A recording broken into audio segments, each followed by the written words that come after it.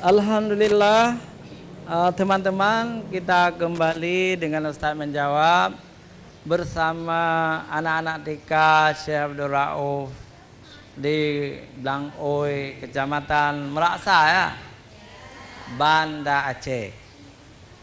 Teman-teman, tadi kita telah membahas tentang salam ya.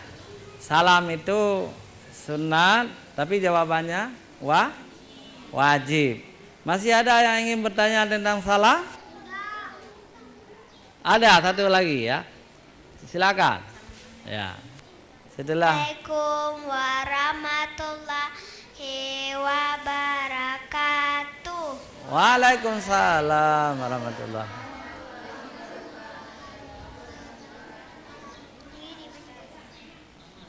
Ini baca. Nama saya Muhammad Zidan Takiyah. Iya, cantik namanya, bagus namanya. Pertanyaannya? Apa hukumannya kita memberi salam tapi orang tidak menjawab? Iya. Apa hukumnya? Ya. Kita memberi salam, tetapi orang itu tidak menjawab, ya. Kita yang memberi salam sudah ada pahala. Tapi kalau orang itu tidak dengar, tidak berdosa. Tapi kalau orang itu mendengar kita memberi salam tetapi tidak dijawab, orang itu akan berdosa ya. Orang yang tidak menjawab salam tidak berdosa, karena menjawab salam itu wajib. Saling berdoa supaya kita dilindungi oleh Allah Subhanahu wa taala. Baik, teman-teman sekalian, kita alih ya. Oh, satu lagi ya. Ya. Ya, assalamualaikum warahmatullahi wabarakatuh. Waalaikumsalam. Saya ingin bertanya Ustadz. Oh ya. Ketika anak saya pulang sekolah, kebetulan saya di dalam kamar mandi. Ya. Mungkin lagi nyuci piring atau lagi mandi kan. Ya. Jadi pas anak saya pulang berdua, mereka lagi memberi salam. Iya. Itu bagaimana hukumnya kalau kita menjawab salam di kamar mandi? Apa berdosa apa tidak? Iya. Jadi sangat tergantung situasi di kamar mandi. Kalau kita sedang berhadas, kita sedang pipis, BO gitu kan, itu haram menjawab sah. Tapi kalau masih di kamar mandi tapi mau keluar sudah selesai mandi, apalagi ada yang memberi salam anak kita, boleh menjawab salam. Waalaikumsalam, itu nggak apa-apa ya. Tapi kalau satu lagi nih Ustadz, saya sedang sholat. Ya. Kebetulan anak saya pulang bermain. Assalamualaikum.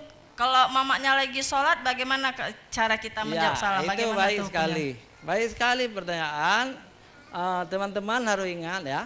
Kalau mama sedang salat atau sedang membaca Al-Quran, tidak usah memberi masuk aja, ketok-ketok itu masuk aja.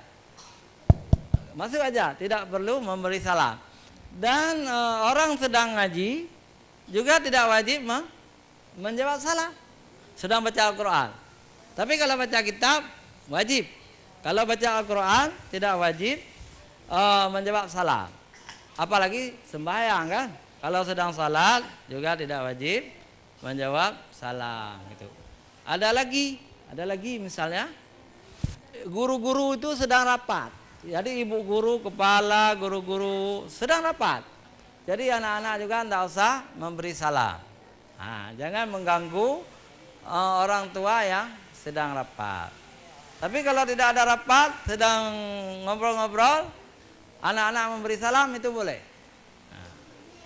Kira-kira begitu teman-teman ya. Nah, baik Bu, kita alih temanya. Kita alih kepada alat komunikasi. Yang disebut alat komunikasi yang paling canggih sekarang adalah HP. Di dalam HP itu ada macam-macam. Di dalam HP ada Al-Quran, ada hadis, ada orang ceramah, ya. Tapi di dalam HP adik-adik ada juga setan. Ada iblis, ada maaf, ya. Macam-macam ada. Nah, tapi dengan HP ini sangat bermanfaat, ya. Mungkin anak-anak TK belum diizinkan menggunakan HP di sekolah, ya kan? Belum, ya. Tapi HP itu bermanfaat. Kadang-kadang kita ingin mencari di mana mama kita hari ini, di mana bapak kita, kakek kita, ya. Kita telepon. Kalau kita telepon dengan HP, setelah kita tekan nomor, apa yang pertama kita ucapkan? Assalamualaikum kakek, kan begitu, ya. Assalamualaikum mama, assalamualaikum bunda, assalamualaikum, gitu. Halo boleh? Boleh juga. Halo mama, tapi kan di Aceh kurang afdal. Tapi itu tidak salah, ya. Pergaulan internasional, halo itu masih digunakan. Nah, saya punya teman Bu dari Iran, namanya M Syukur. Orang kita Aceh, tapi sedang kuliah di situ. Dia kalau telepon saya tidak pernah menggunakan assalamualaikum. Halo Bang Amir bilang. Jadi halo itu memang bahasa komunikasi. Boleh menggunakan halo, tetapi di Aceh janggal. Di Aceh kalau buka assalamualaikum nggak enak, ya kan? Jadi lebih baik teman-teman menggunakan assalamualaikum, tapi nggak usah panjang, ya. Misalnya ingin telepon mama atau bunda atau guru, assalamualaikum aja, ya. Assalamualaikum, nggak usah assalamualaikum warahmatullahi wabarakatuh, capek mama nunggu gitu. Kemudian nanya aja, ya. Atau cerita aja sama orang tua apa gitu. Nanti waktu kita tutup juga lebih baik dengan assalamualaikum juga. Nah, itu cara komunikasi. Ini yang paling canggih sekarang ini. Tapi waktu kami masih kecil dulu, nggak ada telepon. Di rumah pun tidak ada, kecuali rumah orang-orang kaya. Kami kalau mau komunikasi dulu, tentu harus datang kami. Ingin bertemu si Muhammad dengan si Mae, kan? Di mana rumahnya? Kampung lain. Kami harus ambil sepeda, pergi ke kampung lain untuk bertemu teman kami. Tetapi orang-orang sekarang mudah saja mengangkat telepon genggam HP, langsung bisa komunikasi. Jadi zaman kemudahan. Tetapi teman-teman yang Ustaz cintai, kita tidak boleh sama sekali menggunakan alat komunikasi HP ini untuk hal-hal yang merusak, yang tidak berguna bagi kita. Nah, nanti ya nonton game misalnya apa itu, orang raksasa, orang kecil berkelahi terus menerus, ya. Tidak boleh itu, nggak ada manfaatnya. Atau dengan lagu-lagu nyanyian-nyanyian Jakarta, nggak boleh juga. Tapi kalau lagu-lagu Aceh itu boleh. Nah, karena orang-orang yang lagu Aceh itu sopan, ya. Orang-orang yang menyanyi di Jakarta banyak yang tidak sopan. Saya pikir tentang komunikasi juga kita buka kesempatan untuk bertanya, ya. Ada anak-anak yang bertanya, saya serahkan dulu sama ibu. Suruh bertanya sama anak-anak. Ayo teman-teman, ada tidak yang mau bertanya sama Pak Ustadz? Ada yang mau bertanya sama Pak Ustadz tentang alat komunikasi? Iya, tadi Pak Ustadz sudah menjelaskan tentang HP. Siapa di sini yang suka nonton HP? Abang Faiz mau bertanya sama Pak Ustadz? Iya, silakan.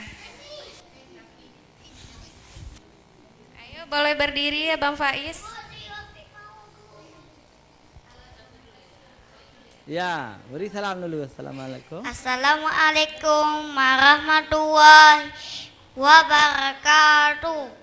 Waalaikumsalam rahmatullahi wabarakatuh. Siapa nama? Faiz. Silakan bertanya sama Ustaz. Alat alat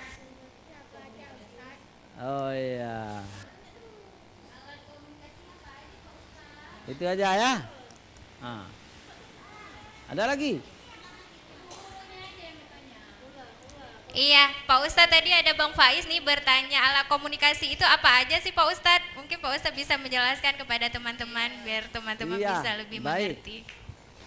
Baik teman-teman Tika Syekh Abdul Rauh yang Ustaz muliakan, alat komunikasi itu sangat banyak ya, mulai dari kuno tradisional sampai kepada modern sekarang. Yang paling kuno dulu adalah tambu. Tambu, gedubang, bambum itu ada rapat di menasah, semua orang keluar. Atau misalnya di Masjid Raya sekarang ada sirene, itu termasuk kuno juga. Kalau sudah waktu buka puasa, bagaimana suaranya? Semua minum terus, itu komunikasi. Kalau diumumkan satu-satu, halo sudah boleh buka puasa, itu nggak bisa mungkin. Tapi dengan kita mendengar sirene itu, sudah boleh buka semua. Kemudian alat komunikasi lebih canggih lagi. Orang dulu mengirim surat, ada kantor pos itu kita kirim surat. Misalnya waktu Ustadz kuliah di Banda Aceh dulu habis uang, ya, uang nggak ada lagi. Kepada yang terhormat ayahanda di kampung, ananda kehabisan uang, tolong dikirim uang. Jadi pakai perangko, dikirim ke kampung, dibaca, kemudian nanti kita dikirim uang atau beras waktu kuliah. Itu alat komunikasi juga, ya. Tapi radio itu sudah canggih. Sampai sekarang pun masih didengar orang. Itu alat komunikasi juga. Ada pengumuman-pengumuman di radio, ada macam-macam, ya. Yang kemudian TV sekarang itu alat komunikasi. Tapi lebih banyak lagi teman-teman sekalian, ada parabola, ya, ada wifi sekarang, internet, macam-macam. Semua itu alat komunikasi. Arti komunikasi itu berasal dari bahasa Yunani itu, komon. Jadi ada kebersamaan di komon itu, kebersamaan. Ya. Jadi sebuah pengumuman itu harus diketahui oleh banyak orang. Jadi adik-adik sekalian, surat kabar juga alat komunikasi. Adik-adik, teman-teman, jangan kemana-mana, kita kembali setelah jeda iklan berikut.